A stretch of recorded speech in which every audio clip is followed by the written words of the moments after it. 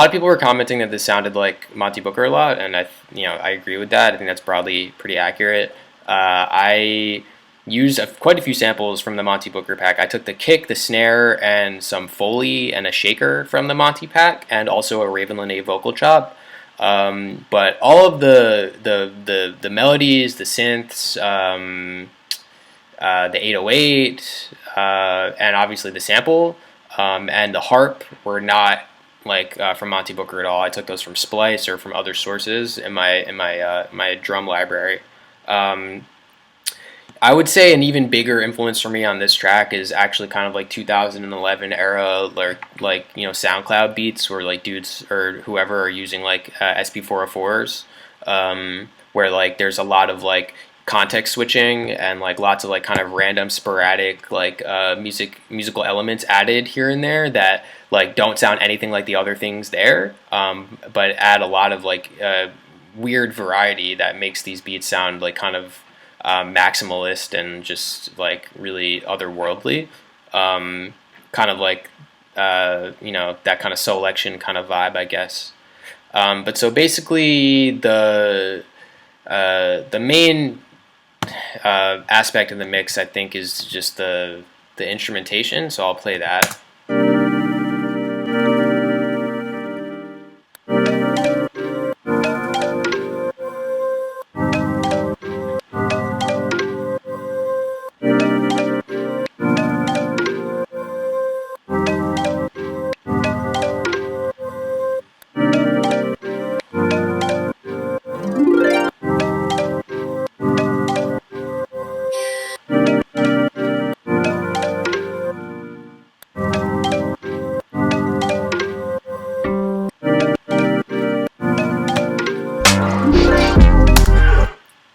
I basically just sidechained everything to the kick and the snare and the instrumentation. I'll just talk about the mix level stuff. So I took really short versions of the kick and the snare that you can see here. They're called SE kick and SE snare. And so I sidechained all the instrumentation to those. I did that so that there's this kind of really quick mushrooming effect on it that you can kind of hear. It sounds very clicky, but you can't really hear it once it's like mixed in with all the other elements.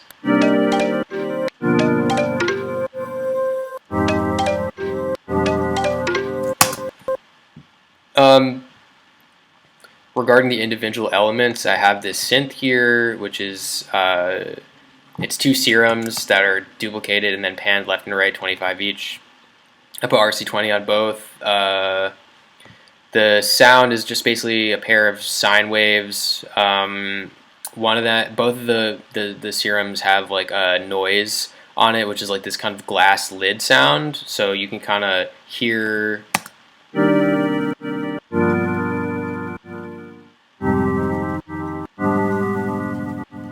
You can kind of hear like this, like it sounds like wind chimes in the background or something like that.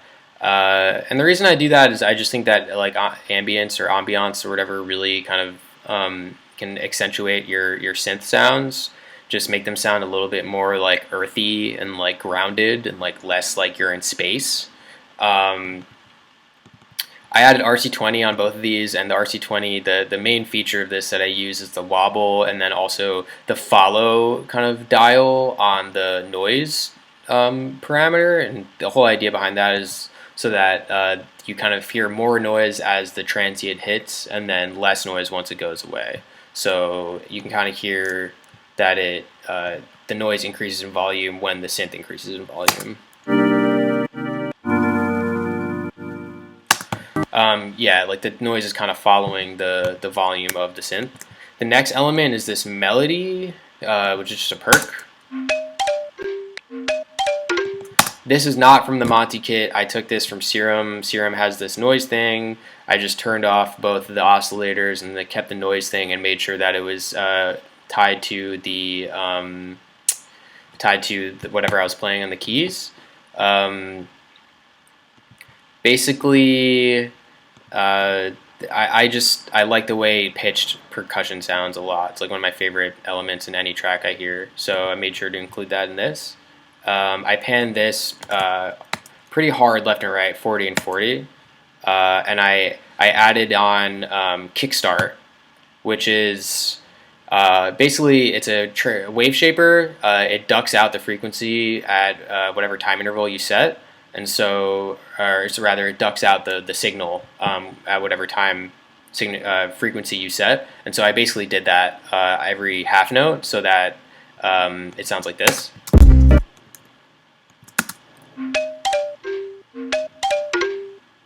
So you can kind of hear that it's kind of like ducking out every half note. Another element here is this vocal chop.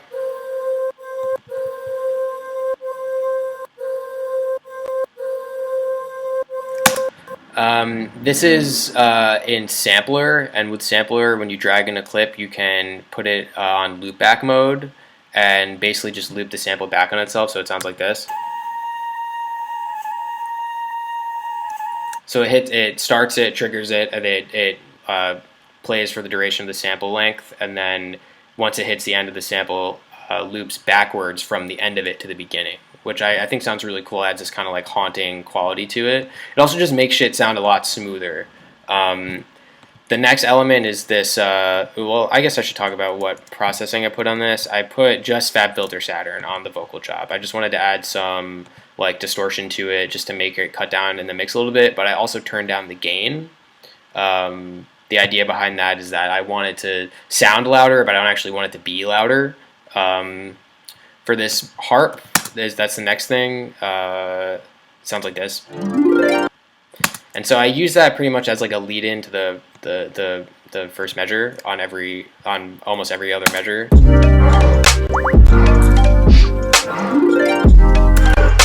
This is a splice sample. Here you can see the name right here. Yeah, check that out. And then the last thing I added was this Ravenlin A chop.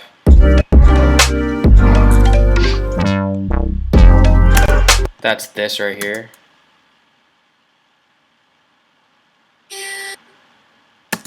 And so this is basically just my vocal chain. It has, it's very heavily inspired by the Kenny Beats vocal chain, but it has like a gate on it, it has a de-esser, it has a slow compressor, it has a kind of faster compressor on it. It has waves tune for tuning, it has Pro Q for EQ. I cut out everything below 300 hertz about. Then I have Little Alter Boy on it to mess with the formants, and I have Oral River on it to add a little bit of stereo width. The last element in the instrumentation is this one harp sound right here. And so I did that to kind of to hit at the same time as the bass note on that right there. And so the reason why I did that is so that the bass and the harp kind of like work together to be audible and like add a little bit of like sauce to the bass, like this. Yeah. And so aside from that, that's all the instrumentation. Why don't we take a look at the sample? The sample is really, I chopped up this one tom. That's pretty much it. That tom comes from this part of it.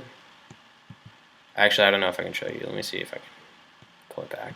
Oh, it looks like I consolidated this. But so it's basically this tom part, and then I duplicated it 4 times and then faded it in and used it as a fill and as a lead into the one. I also took this one weird sounding like shaker. I don't really know what the fuck this sound is, but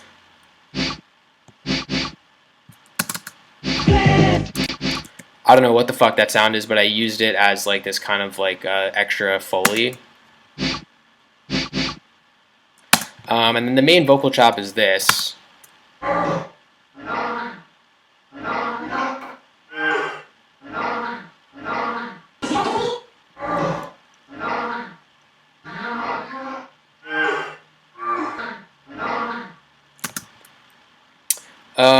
I just basically just did a bunch of like crossfading between samples. I faded in everything, but I think it's like when the sample the dude is saying on.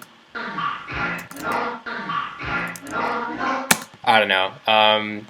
And so I pretty much did no processing in this except for adding on some Oral River and then just turning the dry all the way down.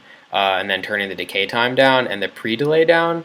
That way there's no slapback happening or anything like that, and it's basically just kind of, it's just taking some of the centrality out of this the sample and like making it kind of this wider thing that isn't essential to the mix because there's a lot of elements going on already, and kind of making it an embellishment, which actually is a decision that maybe I shouldn't have made because one of Kenny's critiques was that I didn't use the sample very creatively, or at least I didn't use it as creatively as other people. Why don't we take a look at the percussion now. This is what the percussion sounds like without anything else playing.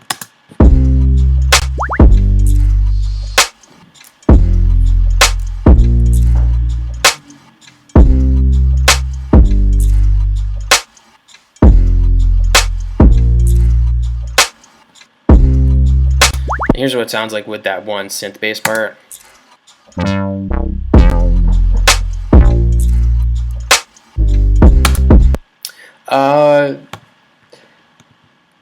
So you got an 808. This 808 is just Serum.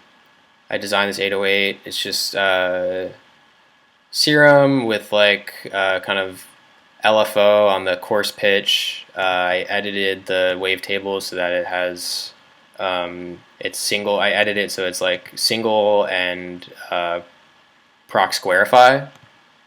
I did that for both 808s. I duplicated the 808. One 808 has like this really has R bass on it so that it like really accentuates like 43 hertz.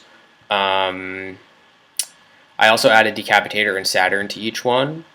The decapitator is pretty heavily distorted. I used the E model for distortion, and then I turned down a lot of the mids for this lower one, and emphasized the lows.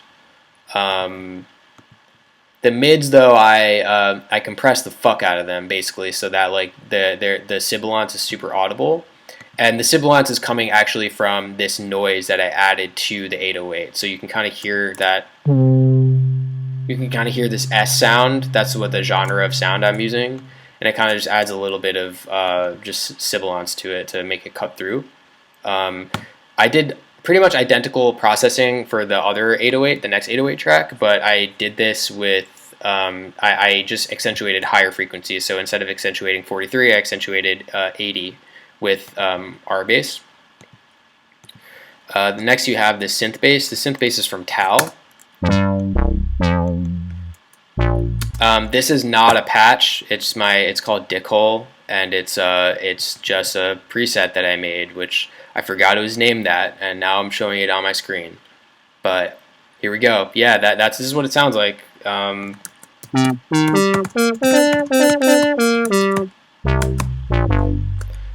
It's a pretty fucking nice bass sound. It's pretty sick.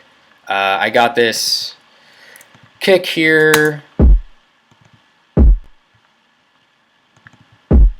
I duplicated the kick. One of them has R bass on it, which is accentuating the kind of lower register because I really wanted the kick to like be a thud in addition to being kind of punchy. I kind of wanted the kick just to be massive. For this other kick that I duplicated, I cut out all the lower frequencies and then I added decapitator. I did this just kind of lightly to add a little bit of like sibilance. This is what the kick sounds like alone.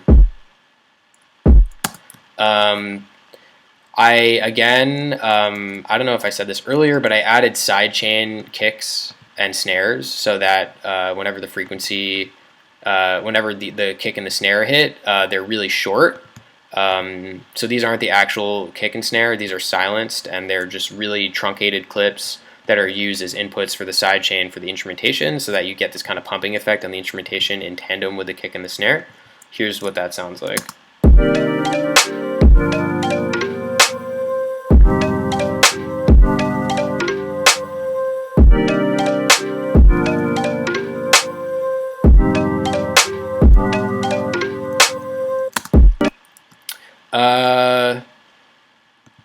I also added in this one Foley. This is just like a shaker.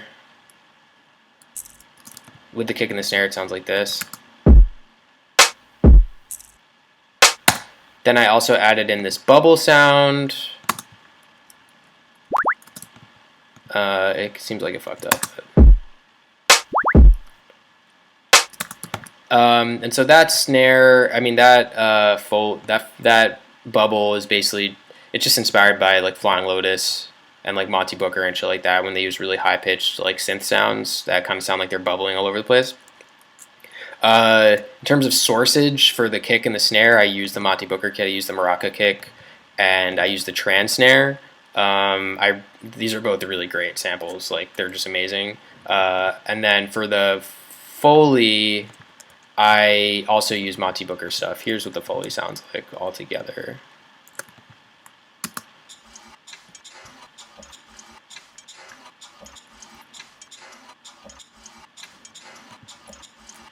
So without the shaker, it sounds like this.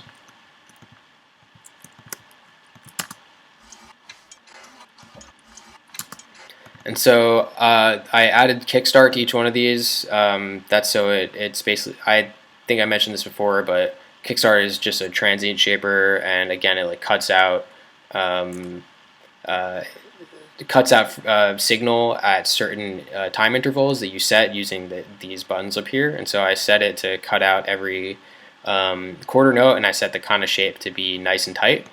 I did this basically because I wanted the song to kind of bounce. I wanted the Foley to kind of bounce with the rest of the percussion, including the kick and the snare.